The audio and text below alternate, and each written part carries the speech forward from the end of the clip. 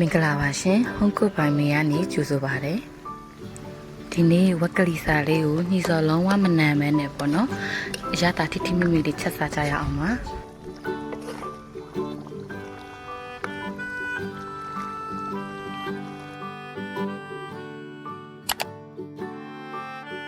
ပထမဦးဆုံးဝက်ကလီစာမှာပါတဲ့ဝက်အသေးလေးတွေဝက်ဥဆောင်လေးတွေကိုအတုံးလေးတွေတုံးပါမယ်ရှင်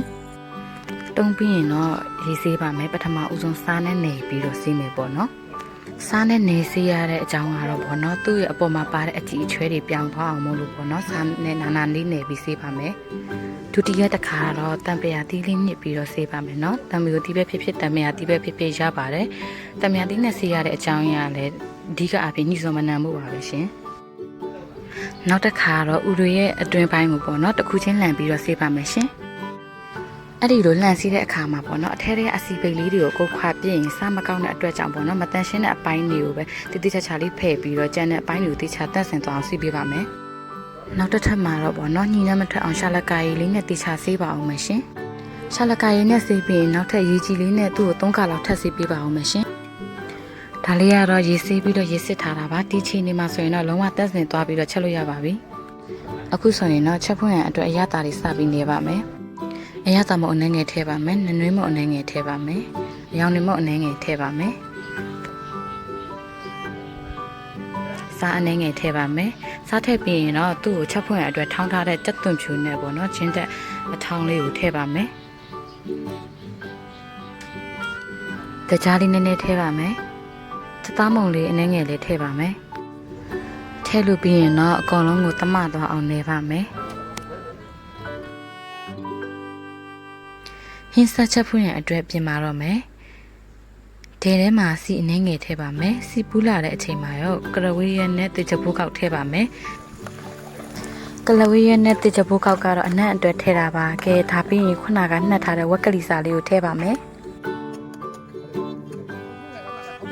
တခုတတိထားမှာကအဲ့ဒီဝက်ကလီစာထည့်ပြီးချင်းမှာပေါ့နော်ရေကိုချက်ချင်းတန်းမထည့်လိုက်ဖို့ပါပဲရှင်ဝက်ကလီစာကသူ့ဟာနဲ့သူပေါ့နော်လုံးရည်လေးထွက်လာပါမယ်အဲ့ဒီလုံးရည်လေးကိုခန်းနေအောင်တည်ပေးမှသာလေခုနထည့်ထားတဲ့ကြက်သွန်ဖြူချင်းတဲ့အနံလေးတွေနဲ့မှုရေးပြီးတော့ညှိစောမနှံမှာဖြစ်ပါတယ်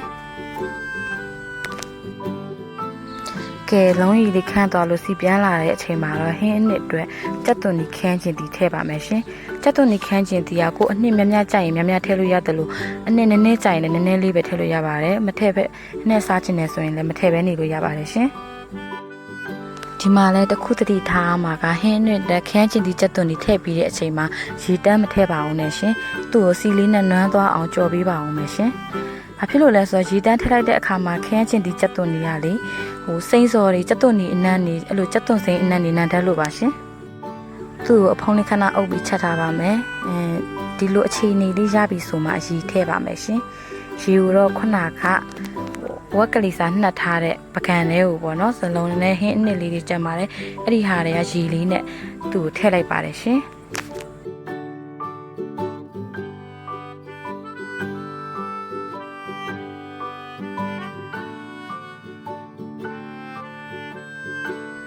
ကဲအခုဆိုရင်တော့အဖုံးလေးအုပ်ပြီးချက်ထားပါမယ်ရှင်သူ့ကိုချက်တဲ့အခါမှာအချိန်လေးနည်းနည်းတော့ပေးရပါတယ်ရှင်ကဲအခုဆိုရင်အဖုံးလေးဖွင့်ပြီးတော့ငွေလိုက်ပါအောင်မယ်ရီလေးတော့နည်းနည်းခန်းသွားပြီပေါ့နော်ဝက်ကလီစာကလေကြက်အောင်ချက်ပြီးမှရှင်မချက်ဘူးဆိုရင်သူ့ရဲ့အနံ့သက်ကမကောင်းမနဲ့ညီစောအရန်နဲ့ပါတယ်ရှင်ကဲအခုဆိုရင်ရေကလေးကတော်တော်လေးကိုခန်းသွားပါပြီရှင်ချက်ခါလေးနေပါပြီပေါ့နော်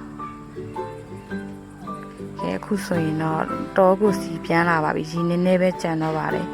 သူ့ကိုကြတော့လေဟိုမကြက်သေးတဲ့အချိန်မှာဆိုရင်တော့ရေနည်းနည်းထည့်ပေါ့နော်အခုမြည်ကြည့်လိုက်တဲ့အခါမှာဟင်းကနူးနေပြီဆိုရင်တော့ရေထည့်စရာမလိုပါဘူးရှင်ဒီလိုစီလေးကိုလေသူကပြေးနဲ့နေအောင်အဲ့လိုအနေထားရတဲ့အခါမှာလေသူကနှီးစော်မနှံတာပေါ့နော်ဒီလိုအနေထားလေးအနှစ်လေးတွေအကုန်ကျပြီးတော့ဒီလိုအနေထားလေးရအောင်ချက်ပေးပါရှင်အခုဆိုရင်လေစီလေးတွေကပွက်ပြီးတော့သူ့ရဲ့အနံ့ကလေခုနထည့်ထားတဲ့ကြက်သွန်ဖြူချင်းရဲ့ကလဝေးရွက်တဲ့ချက်ဖို့က